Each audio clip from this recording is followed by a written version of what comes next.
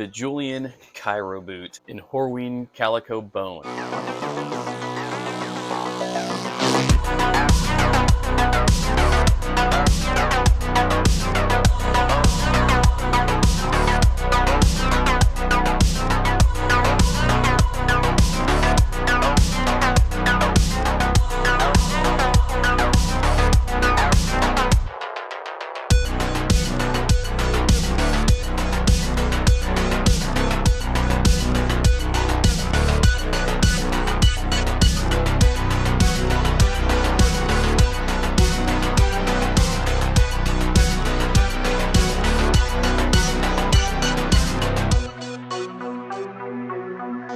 Hey guys, what's going on? Welcome back to my cattery.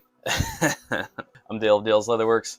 I hope you're having a wonderful day on this wonderful, non-spinning, non-rotating flat earth. I hope you had an excellent New Year's, which it's actually impossible to have a New Year because the earth is not spinning, rotating around a star. The sun is a hologram, and so are the stars, and so are the planets. In fact, take a closer look at those planets. You'll see they're all flat. All right, anyways, let me start out by saying that Julian Boots was always a brand that I long admired. I haven't collected any boots from Julian personally, but this is a brand that's been on my radar since probably 2013, 2014. It's going back a while. And one of the things I like about Julian Boots in particular is they haven't really changed their stock or their models very often. They've remained consistent. It's almost like from the get-go, they started out with the idea of, with a certain vision of what they wanted their brand to produce, and they've stuck with that. This CAIRO boot is an example of that. I remember seeing this CAIRO boot on their website over 10 years ago, and I've always found it very intriguing, and I've always wanted a pair. These are not mine. These belong to my buddy Mario, aka Boot Reaper on Instagram, so huge thanks to him for sending me these. And so let's talk about these.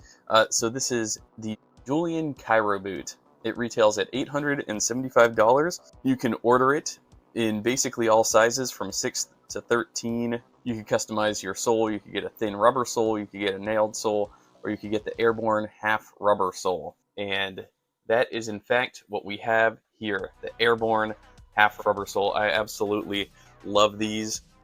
Yeah, the airborne grip right, hard wearing with a cat's paw heel. Absolutely stunning sole. This is basically, these are very rare. These are hard to find.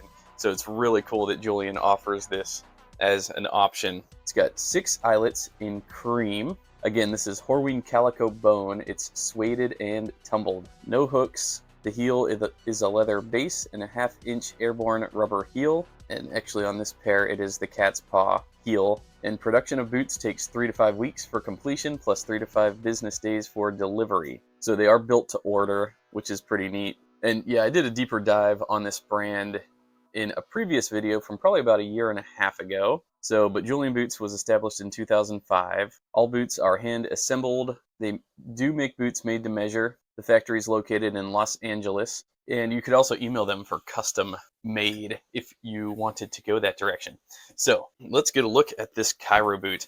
And I assume that they call this the CAIRO boot because it would look just so at home in the desert. I picture these boots being most at home in the Arabian desert, exploring ancient ruins, walking through the marketplaces, maybe going to some museums, maybe smoking some hookah. That's where I see these boots at home at. I see it definitely in the desert setting, and that's going to be because of this amazing Calico bone suede by Horween.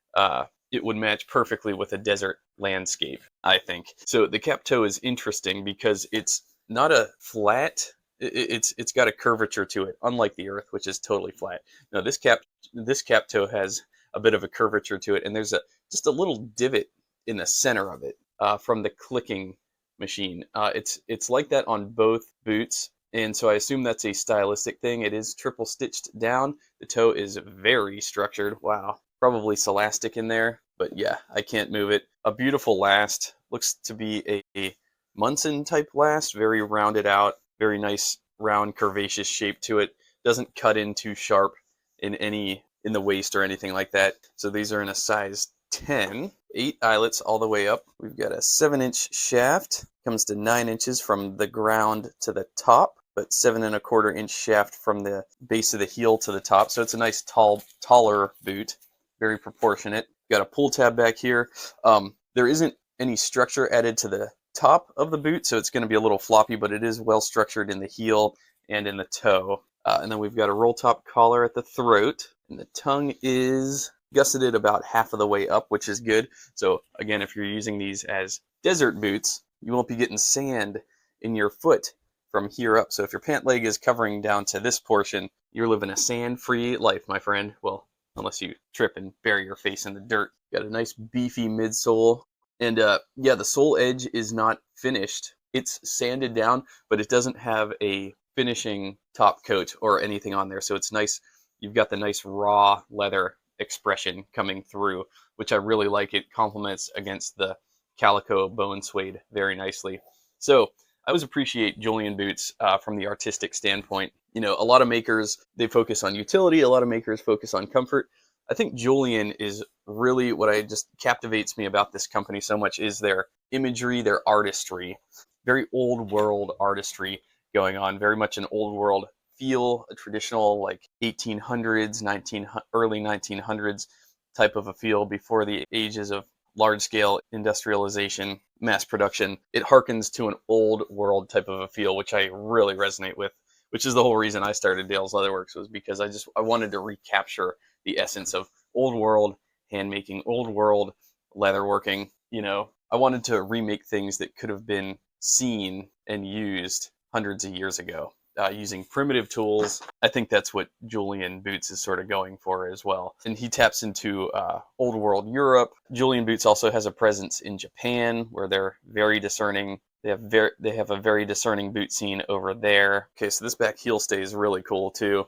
It's a single piece. It is quadruple stitch, very curvaceous, beautiful stitch lines going up and down. And really just a masterclass in design. I've always envied this boot. I've always wanted this boot, but I already see the comments rolling in. Dale, that is one incredible knit olive t-shirt. Where did you get that thing? Well, I got it from one of my favorite new clothing brands, Gustin. This is the vintage heavyweight t-shirt in olive drab, and they currently have it in a t-shirt. I don't see the long sleeve. Yeah, I don't see that the long sleeve is stocked any longer, but I've been stalking the Gustin website lately.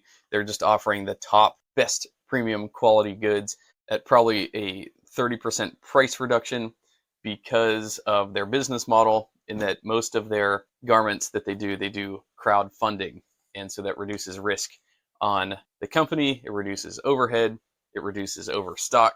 There's very little waste with this company, and so you get the best possible garment at the best possible price. I've been so impressed with my t-shirts from Gustin because they have such a good structure to them. They don't stretch too much.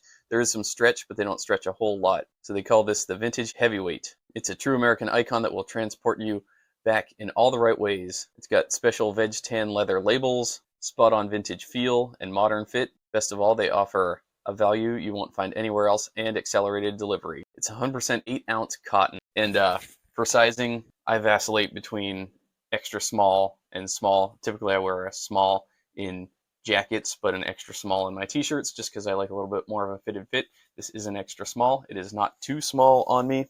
It's just right, and I just love the look and the feel. Any day spent in a Gustin t-shirt or long sleeve is a good day in my books. So that said, I do have something similar by Truman Boots. These are my Trumans in Desert Oasis Suede. Very similar type of a look, though when you really break down the details, it's going to be pretty much a night and day contrast. First off, the Trumans that's a 6-inch shaft there. On the Trumans, they're using Desert Oasis Suede from Charles F. Stead. Yeah, it's interesting to compare this Desert Oasis Suede to the Horween Calico bone suede. So both are sort of a white suede. The Stead is a lot more white, though. It's a lot more what I would consider a bone. The Horween Calico suede is a little darker, but they're still both natural. Neither has pigments. Neither of these boots have pigments applied to them. Might as well bring in the Trumans and Gobi Mohawk as well. So this Gobi Mohawk is going to be a flesh out leather similar to Rambler. It is basically the same recipe in terms of color, in that it's mostly waxes, zero pigments involved, and you can see both of these boots basically have a very similar type of appearance going on. Now the Suede's going to express the tannage a little differently compared to the Gobi Mohawk. The Gobi Mohawk's going to look darker in certain areas because certain areas are going to be compressed and flattened down and almost plated, but not quite plated. But yeah, you can see on the heel stay, on the back heel stay, it's pretty dark. Whereas on the Desert Oasis Suede, there are no dark spots because of the open porous nature of the Suede. And then when you contrast all that with the Julian boots in Horween Bone Calico, yeah, it's definitely much more consistent than the Gobi Mohawk as well. Both Suedes are very consistent. And yeah, obviously the Trumans have some contrasting leathers going on. We've got this nice medium brown roll top collar, as well as a contrasting brown tongue. And then the sole, these are built on a Vibram 430 Commando sole. And then we have antique brass eyelets. Whereas the Julian CAIRO boot, they're going for almost no contrast. They're very much leaning into that desert boot look, right? They're going for the cream eyelets. They're going for no contrasting leather. They're going for this raw sole edge. They're really leaning into the light color schemes, which I definitely appreciate. So yeah, it's just cool. It's kind of fun to compare two different builds with similar approaches. It's always fun to compare boots from brand to brand. And finally, these Julians come with these amazing, it feels like a wool or possibly a felt boot bag that are branded Julian on there. Very old world feel to those as well. Yes, and then the laces, these nice round wax cotton laces, they appear to be a straw color, which again complements the aesthetic of the boot. And then it's 270-degree Goodyear welted. And yeah, so anyways, that will do it for now. Once again, I'm always happy to talk about Julian boots because they are sort of a mystery brand to me still, but I always appreciate their work. In terms of sizing, I don't know. They say go true to size, but here are my Trumans in a size 8.5 left boot, and here are Julian boots in size 10. I'll have to ask Mario, but yeah, they might be true to size because these size 10s don't look much bigger. So for me, true to size would be a size 9. I'd probably order my Julians in a size 9. Just by the looks of this looks to be a smaller size 10. Again, I'm eyeballing it. I could be wrong. Almost missed the standard block heel back here. So yeah, in terms of sizing, I'm sorry. I wish I had more information. Boots do have a larger toe box. I'm seeing on Style Forum that there's a size 8.5 that fit like 9s. One guy says Julian's fit him similarly to Red Wings. And so I just don't know until I get myself a pair, which may happen one day here into the future. As always, I want to hear your thoughts. Please leave me your thoughts in the description below. If you have any experience with sizing Julian boots, please let me know. I will pin that comment to the top so that we can better inform others in terms of sizing. Thanks so much for watching, guys. End of transmission.